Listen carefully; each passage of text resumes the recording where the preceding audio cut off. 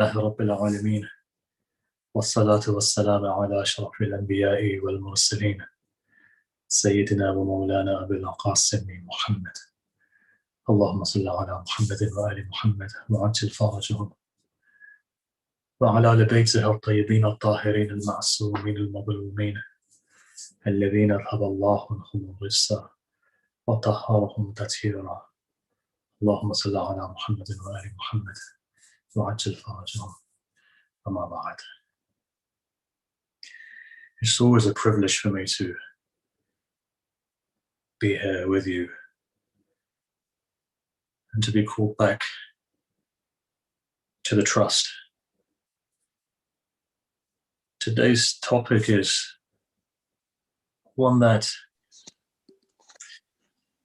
in many ways I don't feel worthy to be talking on these particular issues.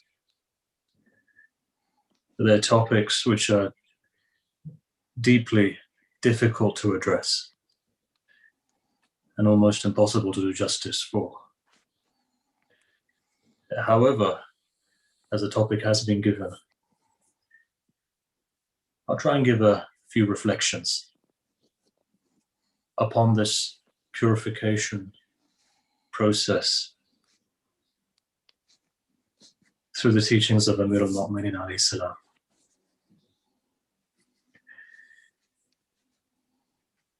Where I want to start off is on this. Within this religion, within Islam, the position of the Imam is pivotal. The reason being is that he's the source of wilaya.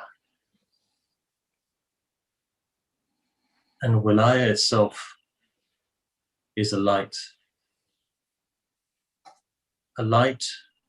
that comes from the Dhat of Allah, and it manifests through multiple different stages to come to where we are today. Therefore, the person who is the source of wilaya in and of itself symbolizes Allah's sifat and asma within creation. He is the crown of creation, and he's the crown of the rububiyyah of Allah within creation. Therefore, to truly understand Tawheed is to come to understand Amir al-Mu'minin,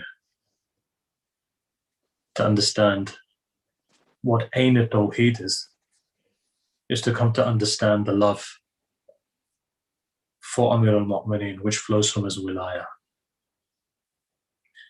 Before we even begin, as we are celebrating his birth, I want to mention a story.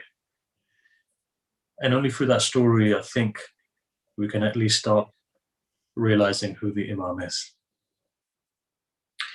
You go back to the year the Prophet was born. His mother, Amina, was pregnant with the Prophet. And throughout this period, it was a very difficult one because there were many enemies who wanted to kill her. We have multiple traditions on this. That on a number of occasions, it was Fatima bint Asad who, with the lady Amina, protected that which was within her womb. Until a time came where she used to give birth. In the hadith, it says that all of a sudden the entire horizon illuminated for her. She could see the palaces of Fars. She could see the kingdoms of the Sasanian Empire. And towards the west she saw the palaces of Sham and of the Byzantine Empire. In the same way, she saw the different levels of existence, and she saw the inability of Satan to climb to the higher realms as he was able to do before this birth, this Mawlud. And at the same way, she could see all of these bounties of Allah, Rahmah of Allah, which was flowing. And at that point, when the Prophet is born, comes into this world, two people come. One of them is his grandfather, Abdul Muttalib. The other one is Abu Talib. With Abu Talib following is his wife Fatima. And everyone who is there from this family feels this pull towards the Prophet. Because the Prophet himself, in his time, is the source of wilayah. Though in terms of his zahir, he was a Nabi. But the batin of Nabuwah is always wilayah. It's only in the physical world where you find that the post of Nabuwah and Imamah are two. And essentially the nur of Amir al-Mu'mineen and the Prophet are two. In the higher realms, light cannot be divided. The existence in Alam al-Mawara is that of one light. And that light radiates from the existence of God. And so anyway, as this child is born, wilayah takes you like, makes you majzoob in this. There's a jazb to this wilayah. It's like when the Prophet was asked, he said, look, Yusuf is beautiful. What is the difference between your beauty and Yusuf's? He says, look, no, Yusuf has half of the world's beauty in him. But as far as the Prophet is concerned, whoever comes towards him, they're majzoob within him. This is what Ahl Wilayah is. Somebody who has wilayah. It reminds me of when Ayatollah Hafiz Yan, after having completed his training from Ayatollah Nuqudaki in Mashhad, goes to Qazwin. And he goes to the great mystic by the name of Sayyid Musa Zarabadi. Sayyid Musa Zarabadi is one of the most underrated mystics. But then again, it's only been 1 or 2 decades since people have known who Qadi is. Musa Zarabadi, they say, if Sayyid Mahdi Bahr al-Ulum met the Imam multiple times, they say Sayyid Musa Zarabadi met him even more times. But without going into who he is, it's not the place for me to go into this. But Hafiz Yan says, he says that when I got there and I was walking towards him, I could smell the smell of the 8th Imam. And of course, Nuqudaki Isfahani is not someone who's small. Sharif of Mecca was his murid. There's letters still there. Like the Jordanian king and prior to that, the Iraqi king, the ancestor Sharif of Mecca. He was a murid of Nuqudaki Isfahani. So after having trained, and Nuqudaki takes him on as a student at the age of 9. By the age of 16 or 17, he says, I've got nothing more to teach you. Thinking that he has got to a stage. A person by the name of Sheikh Mujtaba Qazwini says, look, come to Qazwin, there's a teacher there, said Musa. He says, when I got there, I felt like a drop in front of an ocean. And this man had this capacity that I became majzoob within him. Why? Ahle Wilayah. Wilayah is such that there's a power within you that draws you towards you. And this essentially was a dua of Ibrahim. And everything I'm saying here goes back to Amir al-Mu'mineen, but you've got to bear with me as I develop the song. Tonight, if you have time, go to a surah by the name of Ibrahim. You see 3 du'as that Ibrahim does. Ibrahim has essentially 2 lines. One line, the line of Bani Israel. Israel itself is Yaqub. Yaqub's father is Ishaq. That line, second son of Ibrahim.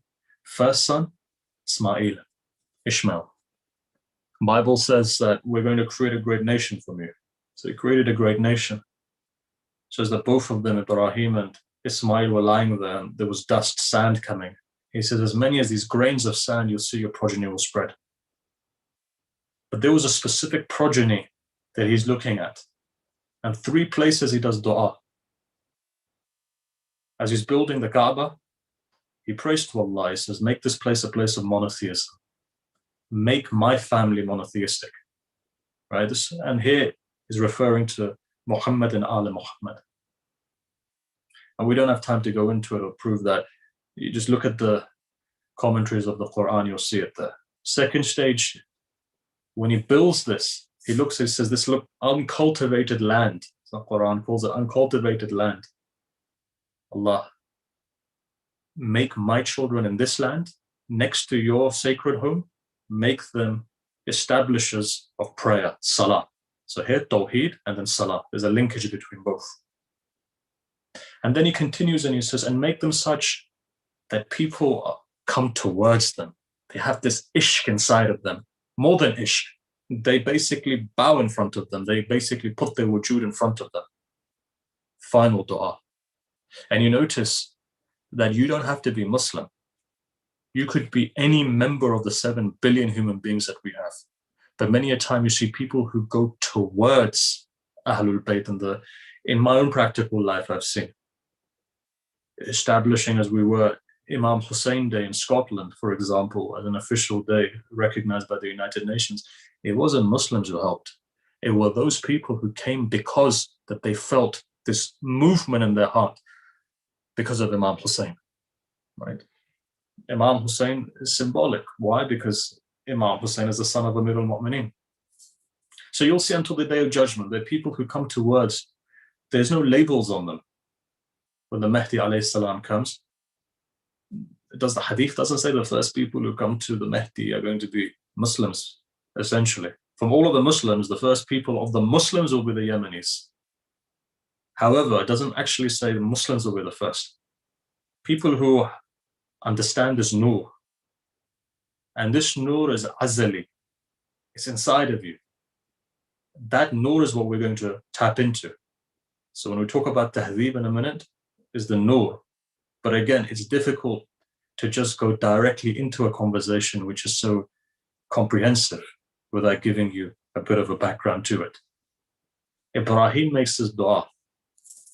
So you'll find that as generation upon generation goes, this nur is transferred. So anyhow, now coming back to what I was saying. Here, Rasulullah comes into the world. Abu Talib looks towards Fatima bint Asad and says, look, in 30 years' time exactly, you're going to give birth to a child. And that birth is going to be the wasi of this child, who will be the greatest. So you'll see his greatness.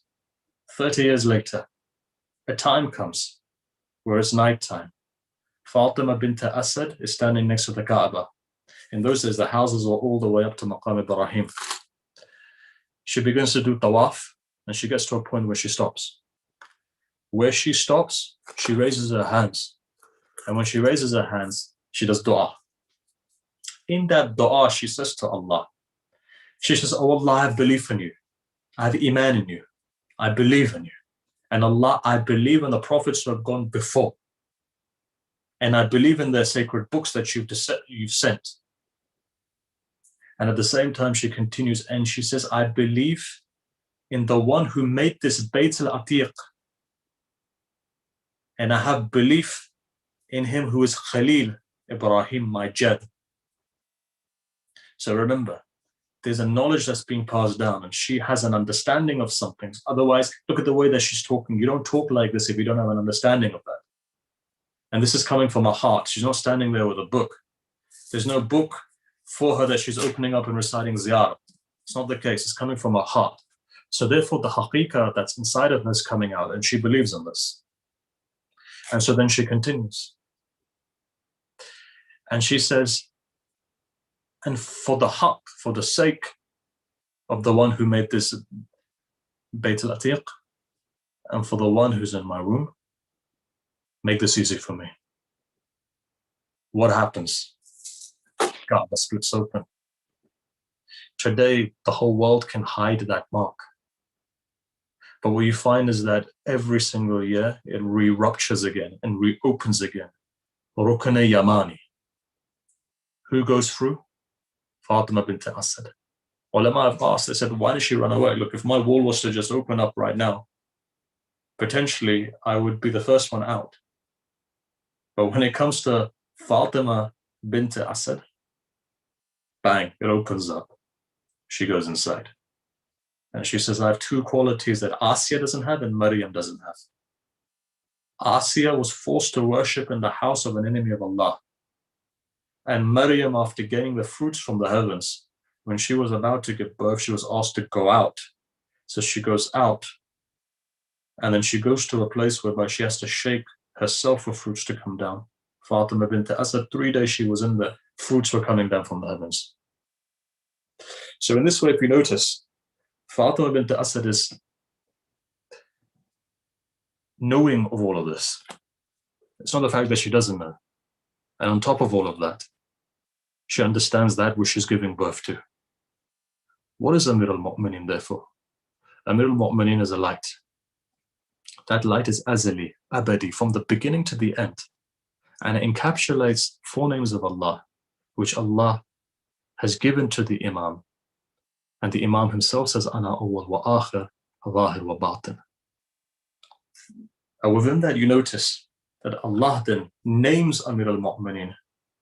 He says, look, what am I? Aliul A'la.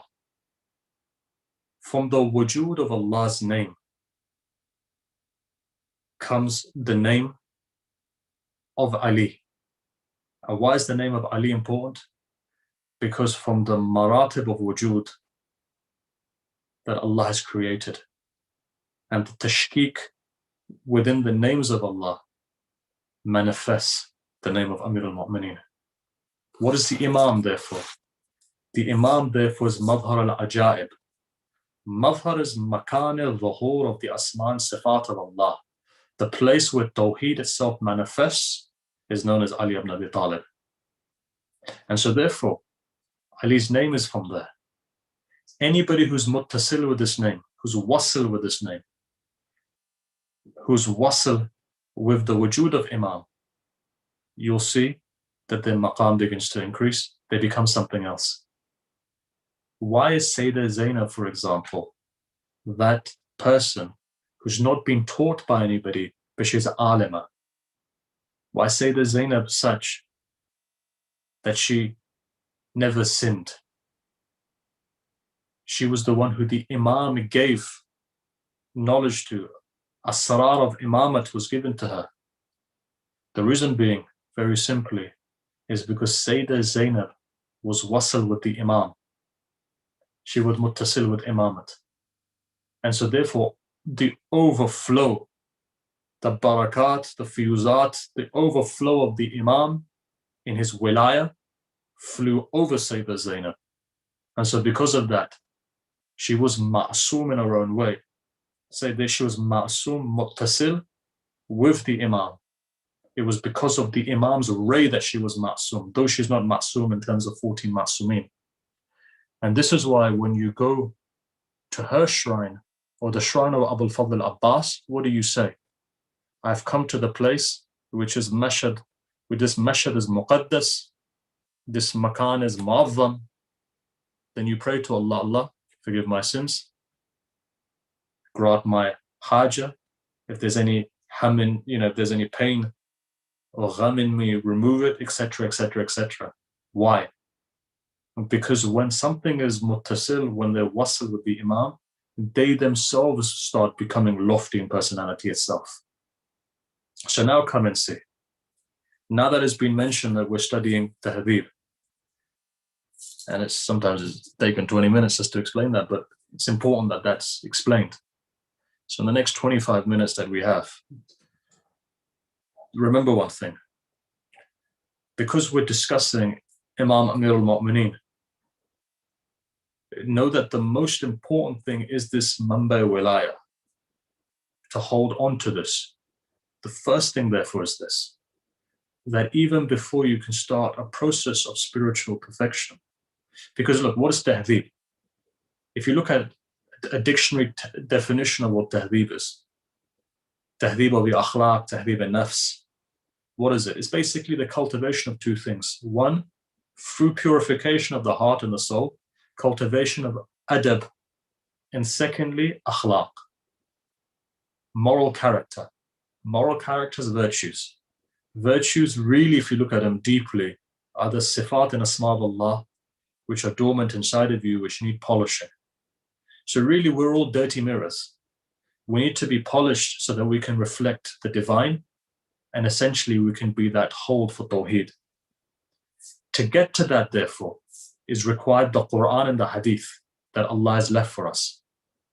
The mujassama of the Quran and the batin of the nur of the Quran is Amir al-Mu'mineen. This is why the Imam says, Ayatullah Ni'matullah Jazairi narrates. He says that, look, and you've heard this before, but I'll give this hadith just so that you understand. Quran, which is Hudan wa Rahmatan wa Bushra, it's a glad tidings for the believers. Quran is a content for what? Quran is a content for the secrets of creation. Hence it was revealed on Laylatul Qadr. I've said this before. Nuzul of the Quran is actually the coming together of Insani Kamil, who's the Prophet, with Kalamullah. If I put it from the perspective of Christianity, in the beginning was the Word. The Word was with God, the Word was God. The first thing that God created was the Word. Ittisal of the Word, therefore, the coming of the Word into human form is Muhammad and al-Muhammad. In its Katbi form is the Quran. Amir al-Mu'mineen, in a very famous tradition, which is narrated by Maytham al-Tammar, and I don't have enough time to go into it. When somebody comes to him asking for where he is, and he begins to praise him, Imam has his head down, and he says, I am the Qaf of Quran. For Imam to say that I am the Qaf of Quran is a very powerful statement. Why? Because every harf or huruf within the Quran houses a secret. And I could take 20 minutes easily trying to explain this hadith, but I won't do. I'll come on to this point. You've heard this hadith, therefore I'm not going to go into it. Quran goes to the first chapter of the Quran, the Fatiha of the Quran, which goes to Bismillah ar-Rahman ar-Rahim. Haqaiq of that is found in Bismillah ar-Rahman ar-Rahim. Bismillah ar-Rahman ar-Rahim, hadith says, Bismillah ar-Rahman ar-Rahim is so close to Isma Adam, similarly to the whiteness of the eye to the pupil. Bismillah ar-Rahman ar-Rahim houses Isma Adam. Again, we don't have time to go into that. Develop it forward. That goes back into the Ba. Now remember, the Muwakkil of the Ba is Jibra'il. Jibra'il is symbolic because it's the guardian of two realms.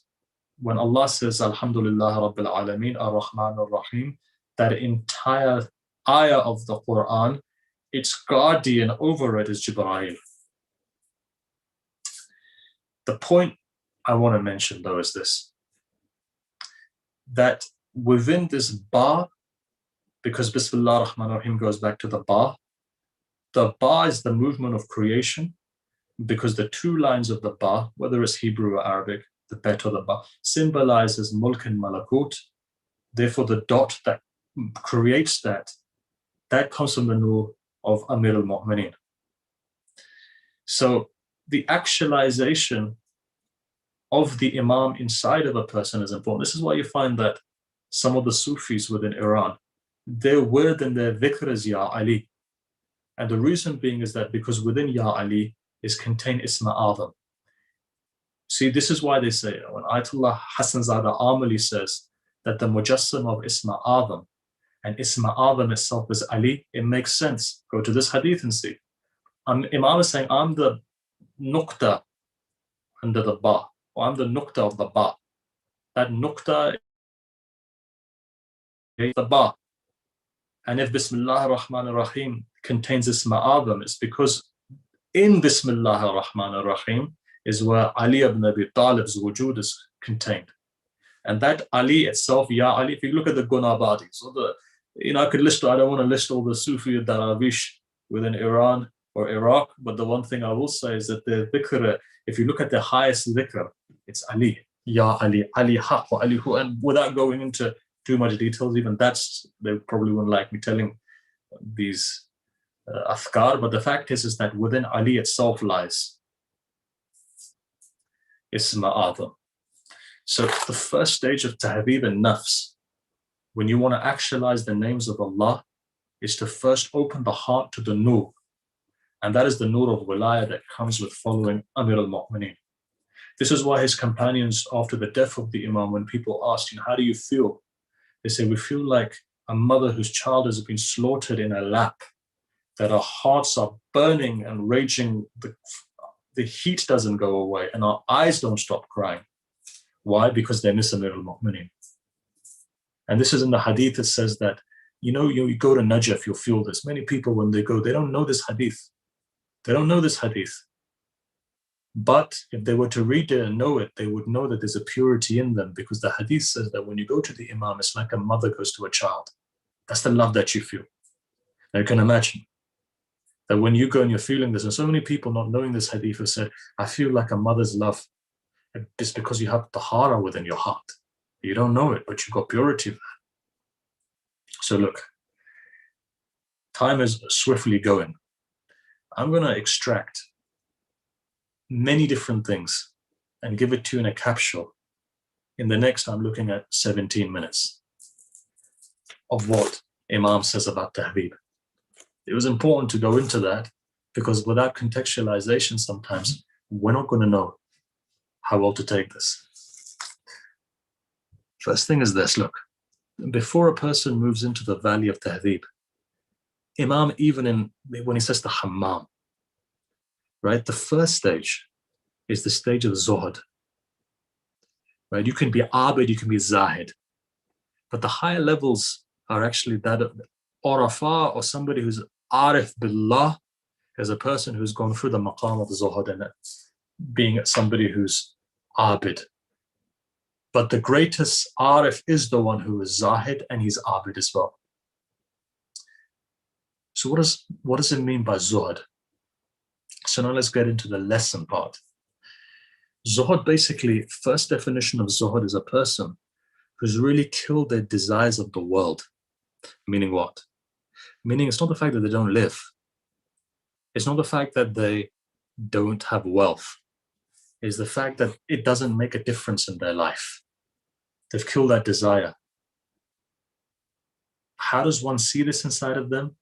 When they're grateful for the bounties of Allah and they avoid that which is forbidden. So the first level of Zuhud really is to be grateful for what Allah has given you and to avoid that which is forbidden. When you go to the first chapter, for example, in Manazil al-Sa'irin, and you look at the first chapter, the first bab, which is awakening, Babul Yaqda, awakening to the haqa'iq, the first two conditions you'll find is the ability to know ni'mah of Allah, is to know the bounties and to be grateful, and to avoid and to know that which is, you could say, ni'mah, in the way that which is forbidden by God. When a person gets a grasp of that, that is the first maqam of Zahad. Second stage really that comes after that is that they don't grieve for that which is gone, and they don't rejoice for that which is given. They thank Allah, of course, but there's no rejoicing there, because they have this idea that there's a detachment. The rejoicing is only for Allah, and grief is only for Allah. And so therefore, within this, there are three stages of a person who's climbing the ladder of Zahad. One is a Zahid who is a common Zahid, khas. One is Am. So who's Am? Those people who avoid haram. And that's good enough. That's one level. But the second level is not only do they avoid haram, but at the second time they apply the wajibat and the mustahabat. But then the third level of Zuhud is a person who's abandoned everything. So he even does an action only when he knows that it's qurbatan ilallah. And that is the higher level of Zuhud. So look, we could go into a discussion on Zuhud. I'm going to hold that. 14 minutes now. Come to the second part. Second stage, when you look at some of the teachings of the Imam, you go deeper inside of it. What you come to realize, the khulasa of it is this, is the necessity for silence, samt. There's a necessity for silence that in a hadith it says, and that hadith is from the Imam, the science of the hereafter rests in three things. To understand the hereafter rests in three things. First thing is this, patience, sabr. Second is this, ilm, and third is samt. Ilm is important, by the way. For every action which you do is devoid of ilm, it doesn't take you to the acquired location. This is why you notice that even within the khutbah that Imam gives, the sermon of Hammam, which is known as the sermon of the Muttaqi, you find that the description of the muttaqi is a person who is constantly trying to gain knowledge, ilm. Now remember, ilm only becomes true knowledge when it's applied. If I say to you right now that lying is haram, and I lie myself, what does that mean? That means that I've not applied the knowledge, therefore there is no haqiqah, that the haqquk of this knowledge doesn't basically overhaul in myself. There's no buruz of this knowledge. The necessary part, therefore, is this application of knowledge. We've got to continue to educate ourselves, continue to learn. This is why Ahlul Bayt is what? If you look at what they are, Ahlul Bayt are what? Ma'adin al-Rasala. They are the mahal, the place where wahi comes down, where angels come down, mukhtalaful malaika. They're ma'adin of ilm, they're the mine of knowledge. And this knowledge even a child of Ahlul Bayt has as well. What does knowledge do? Knowledge takes you towards Tawheed, especially when it's applied. So anyhow, so they have knowledge. They have patience because sabr in this field is required. Many tribulations will befall you. When you go to do the right thing, you'll see definitely that you'll get people who are going to attack you. You know why? Because to do the right thing is not enough. That right thing needs to be completed through patience. And so therefore, when you're attacked, then have patience. If you truly are on the right. It's easy to say. Very difficult to do. But inshallah, when that time comes, may Allah give us patience. Build it forward. Second haqiqah of silence is what? Says that, look, the reality of Iman itself, faith itself, is hidden from the tongue. Hadith. Faith is hidden from the tongue. What does that mean? Taqiyya. If a person truly has knowledge, if a person truly has maqam, they don't manifest it on the tongue. You have some people I find who will go on about their dreams and their mukashifat and this, that, the other. True person who has knowledge observes taqiyya. Never comes on the tongue. Secrets are hidden. But more so, tongue is important to silence for the purpose that from the tongue comes backbiting, bohtan, slandering, blaming other people, lying, cursing people. All of these things that human beings do because of the tongue. Imagine. And the Imam himself has predicted, he says, Akhir zaman, a time where you go into the mosque, the purpose of it will be backbiting. The purpose, if you look, will be slandering. Slander means that you're not certain. Backbiting means that you are certain of that person's deficiency, but you still expose them. For both of them is punishment, and a severe punishment. That if you're forgiven, you'll be the last into heaven, and if you haven't been, you'll be the first to hell. Why not avoid all of that? And I'm saying this to myself. And go into a state of silence. Leave it to Allah to take care of you. But anyhow, firstly we said zuhud. Secondly we said silence. Thirdly, from the life of a middle mu'min that you get, is hunger. Is having one's stomach with less food. There's nothing more wretched. Again, hadith is the Unwan al-Basri. There's nothing more wretched that you fill up than your stomach. So the most important thing is make sure you're a bit hungry at times. Fasting is good. Fasting, according to the Urafah, helps you to open the light of your eyes. Hunger is the second point that we were raising.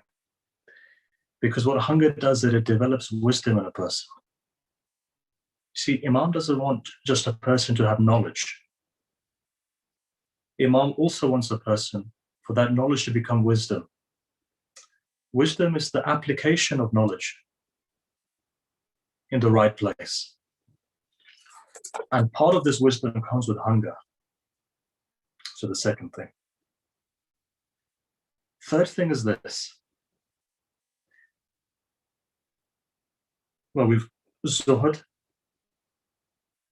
Samt, hunger, fourth thing, Khalwa. If you look at some of the traditions of the Imam, you found that he sent Kumail into Khalwa, Maytham al-Tammar went into Khalwa. Sulaiman himself, if you look at the prophets, they would go into Khalwa. The importance of Khalwa in the remembrance of God. Khalwa basically means that you divorce really for a period of time yourself from the people. And within that time, you focus upon silencing the tongue.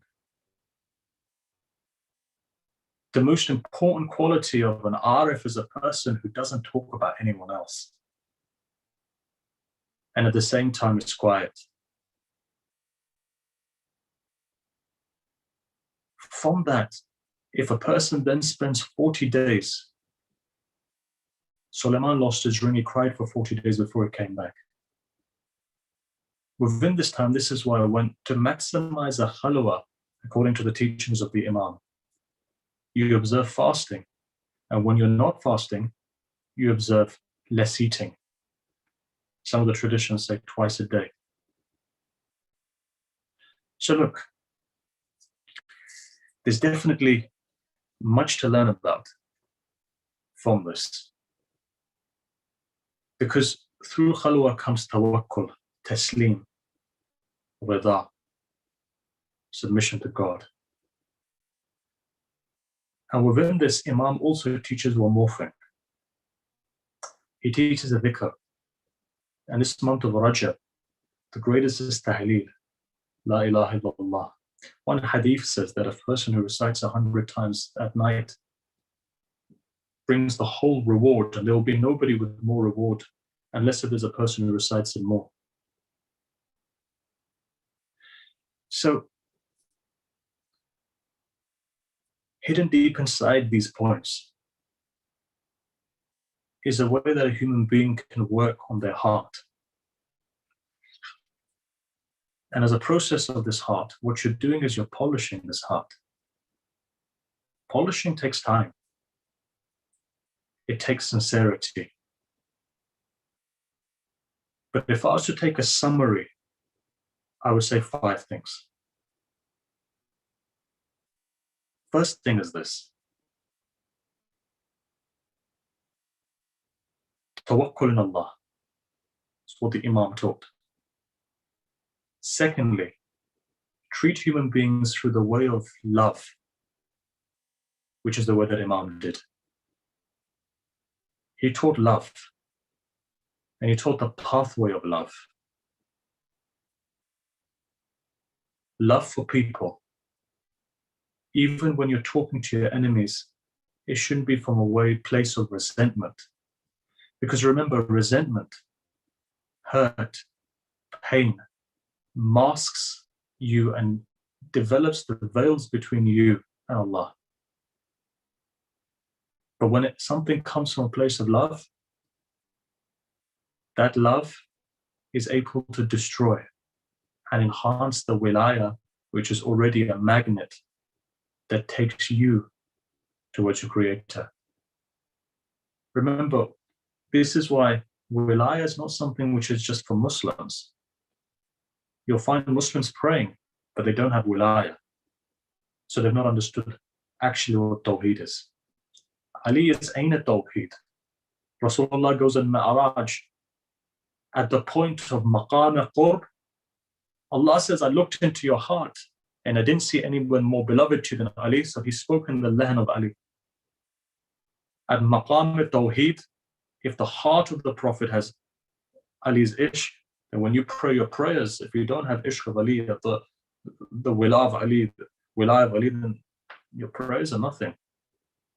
It's like that young man who was standing next to the Kaaba crying, praying. Everybody was standing there saying, look at him, he's got yaqeen. Imam asks him a question after he finishes. He says, look, Do you know what the haqiqah of prayer is? He says, no, he says, carry on praying. Then he moves away. Humayl comes running to him. He says, Mawla, what is the haqiqah of prayer? He says, I'm the haqiqah of prayer. So the second thing is this. First is tawakkul. Second is your pathway should be the pathway of ishq. Third is this. Be muttasil with the aimma, because they're all one nur. Make sure that you enhance your own understanding of them and your love of them. Fourthly is this. Is to, if you do tawalla in one place, the necessity of tabarra and crying for Sayyid al-Shuhada is very important. It's the fourth thing. Final thing is this. Fifth thing is for your own betterment. Be with those people who are of the awliya. People change all the time.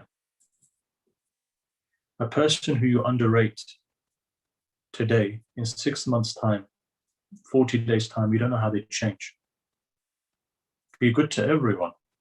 But when you see qualities in a person of change, and you know that they're people who are dynamically moving towards a particular pathway, jump onto them.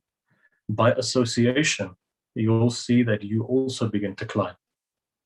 If one was to say that Zainab had no teachers, but how does Sayyidah Zainab become Sayyidah Zainab? She was connected to Imamat, wasl with Imamat, that the overflow of the Imam would touch her before it went anywhere else. And remember, for us to understand Allah requires a wasila. And that wasila, if you hold on to the wilayah of the Imam, you'll see that through that holding on to the wilayah, wherever Imamat goes, wherever that wilayah goes, you come under the bracket of that wilayah. Very quickly, because we were cut off for 2 minutes. So just to add on 2 minutes and that's it. One of the companions of the Imam, Harith Hamadani. This is not the Hamadan of Iran, by the way. This again is the Hamdan tribe from Yemen. Comes to the Imam and he's sick. He says, Mawla, I thought I would have died without seeing you.